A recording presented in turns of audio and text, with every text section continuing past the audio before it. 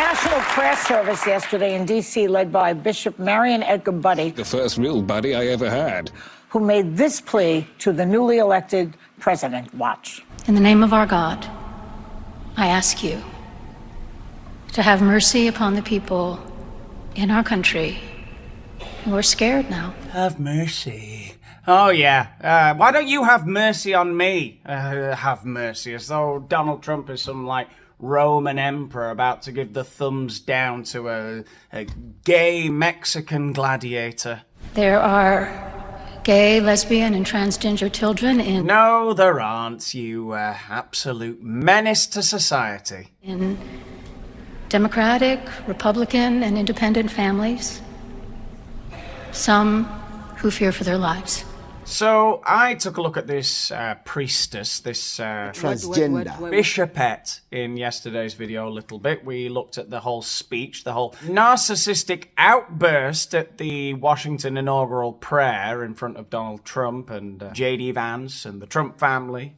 And the people who pick our crops and clean our office buildings, who labor in poultry farms and meatpacking plants, who wash the dishes after we eat in restaurants. If you kick every Latino out of this country, then who is going to be cleaning your toilet, Donald Trump? Oh, that's no. In the sense that, no. You know what I mean? When I'm saying there's that... There's more. And many of you in the comments yesterday disagreed with my take on this lady priest.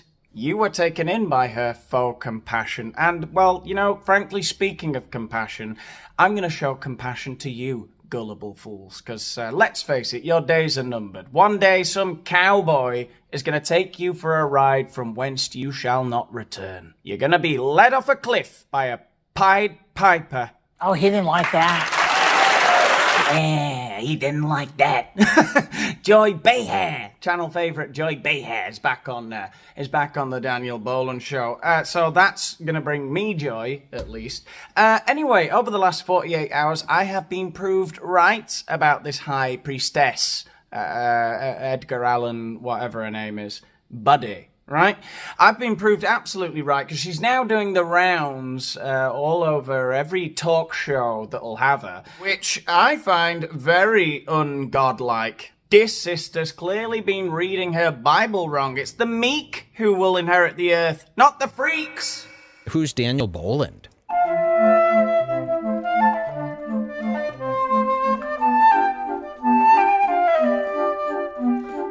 Oh. Daniel Boland, this is a heavy hitter. Do you guys know who this is? Please welcome Bishop Mariann Edgar Budde. Welcome to the show. So let me ask you this. You seem to have more fearlessness than anyone in Congress right now, ma'am. What made you decide to use that opportunity for this message, or didn't you have any apprehension about it? My responsibility that morning, yesterday morning, was to... say mass?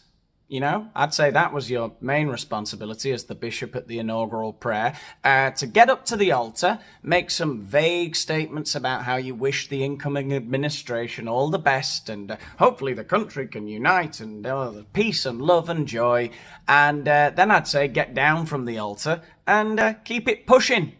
Reflect, to pray with the nation for unity. And as I was pondering what are the foundations of unity, I wanted to emphasize respecting the honor and dignity of every human being. Yeah, that's what you should have done, but that's not what you did, is it, you massive sneak? Pray for unity. You didn't pray for unity. You got up there, and that was your theatre stage, wasn't it? It was your time to shine. You got up there and confirmed the biases of all of these neurodivergents who are quaking in their boots across America, and you did your little Oscar-winning speech. Please, have mercy, Mr. President. Have mercy on the gay community and the Mexicans who are packing all of our meat and cleaning our toilets. Pull the other one, you silly sausage. Basic honesty and humility.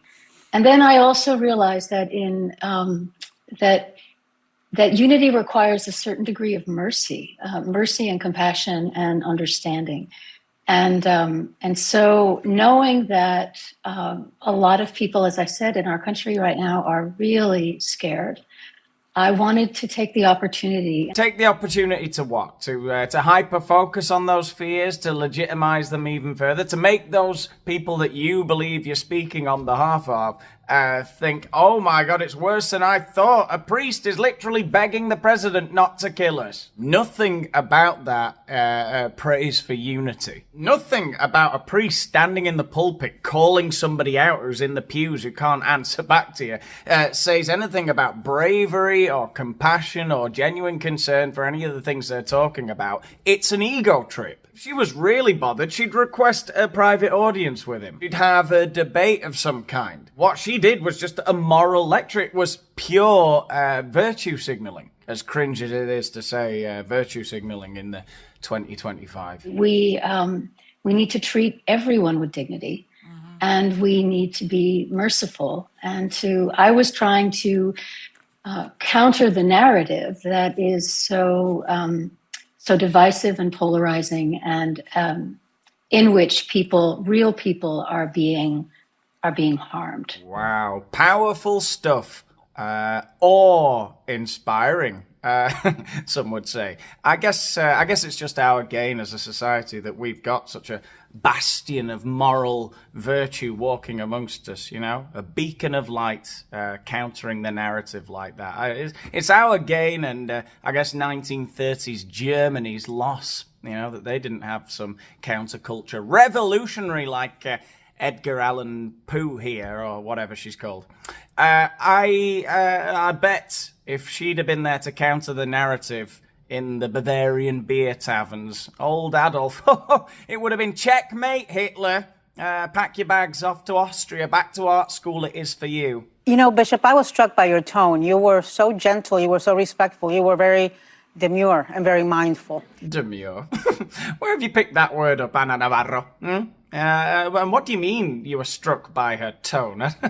It was the Washington Cathedral. What were you expecting exactly? Some kind of mental mega church? She was going to try and perform an exorcism on the president.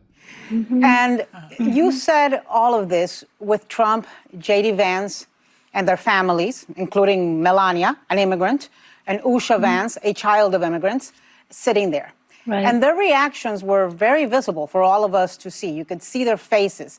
Were you paying attention to how your message was received by them in that moment? And do you think it sunk in even a little bit? I don't know, Anna. Maybe her delivery was just a little too demure. Maybe if her statements had a little bit more oomph, a bit more pizzazz, you know, it would have sunk in for Melania and Usha. Usha, the daughter of a mechanical engineer and a molecular biologist, and of course Melania Trump, the Slovenian model. They would have suddenly, it would have dawned on them. They'd have gone, oh, what have we become? First they'll come for the drug dealers and human traffickers, then it'll be us. Doesn't work like that, idiot. You seem to strike a nerve. President Trump initially said yesterday it was, quote, not a good service, unquote. But overnight, he took to social media to say you were a, quote, radical left hardline Trump hater, unquote, that you brought the church into politics and that you owe your church and the public an apology. Yeah, I demand a public apology, and you know what? It better be demure. I want her there all coy, looking at the ground, playing with the dirt with the tips of her toes. I'm sorry. None of that fancy church apologising.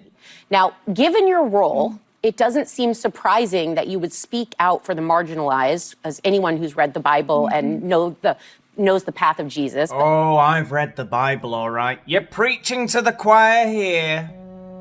Then the Lord rained down burning sulfur on Sodom and Gomorrah from the Lord out of the heavens. God is gay. But do you think your message is being misconstrued and politicized? Well, sure. Yeah. But I I think if you read what I said, and I mean, how could it not be politicized, right? Well, here's a wild idea as to how they might not have politicized what you'd said. If you'd have just got up there and performed your very ceremonial role of just wishing the new administration, all the best, making a few vague, bland statements about unity and peace, and shoved off. You know, that's what everyone expected you to do. That's your job. Right. We're in a hyper-political climate. One of the things I caution about is the culture of contempt in which we live that immediately rushes to the worst possible interpretations of what people are saying and to put them in categories such as the ones you've just described. That's part of the air we breathe now. And oh, yeah, how could anyone have politicized what you said? Yeah, it's, who does she think she is? Some kind of rock star? Bob Dylan, being hounded by the press about the meaning of his lyrics. I don't know, man, I just wrote a song. It's you're reading into it. I don't know what it means. What the fuck? You're not that, all right? You decided to be a priest. You should be meek. You should be telling everybody to keep calm and believe in God and stuff like that. Leave all the identity politics to all the other spazzes. And I was trying to speak a truth that I felt needed to be said, but to do it in as respectful and kind a way as I could. Yeah, here in the real world, we call that passive aggression, and we hate people who do that. It's really annoying. And also to bring other voices into the conversation, which voices that had not been heard in the public space for some time. Well, I guess we found some common ground. That's one thing we can agree on, sister, that the LGBTQ community must be heard, all right? God forbid we go half an hour without talking about the LGBTQs. What made you decide to say all that today? Well, these are the people that I know. These are not abstract people for me. These are actual people that I know. So I wanted to speak on their behalf. I wanted to present a vision of what unity can look like in this country that is transcending. No pun intended. Of differences and viewpoints and acknowledging our common humanity. Yes. I wanted to speak in such a way that reflected that dignity and respect, but I also wanted to bring into that space the real humanity of the people that I was referencing. Well, I think we can all agree that she did bring the humanity of the people she was referencing into that space or whatever. Or maybe she didn't. I don't know. Let me know what you thought in the comments. I don't think I've got more to say about this woman, really. I am doubling down on my take from yesterday. I think she's an idiot. I don't think there's any compassion there. I think she's a dead-eyed, superficial persona person. What do we call them? The people with the dissonance. You know, let's get Jungian in the comments. Why don't we, for once, you know? I don't know. Let me know what you think. If you've enjoyed today's video, I bloody have. It was great. Give a like. Let the universe know, the algorithm know what a wonderful time you've had. Subscribe to the channel if you haven't done so already. Share this amongst your friends, especially your gay LGBT friends and immigrant friends. They'll all find it. They'll all have a laugh. This is unity, right? I'm friends with all of those communities, you know? I don't have anyone who isn't in a marginalised... Like, all my friends are, like, mega marginalised. I've got loads of marginalised friends. Anyway. I guess that's all we got time for today. I'm going to leave you with a lovely outro video. As I said, like, share, subscribe, all that stuff. Join my Patreon if you want access to some exclusive videos and you want to help out with the channel even further.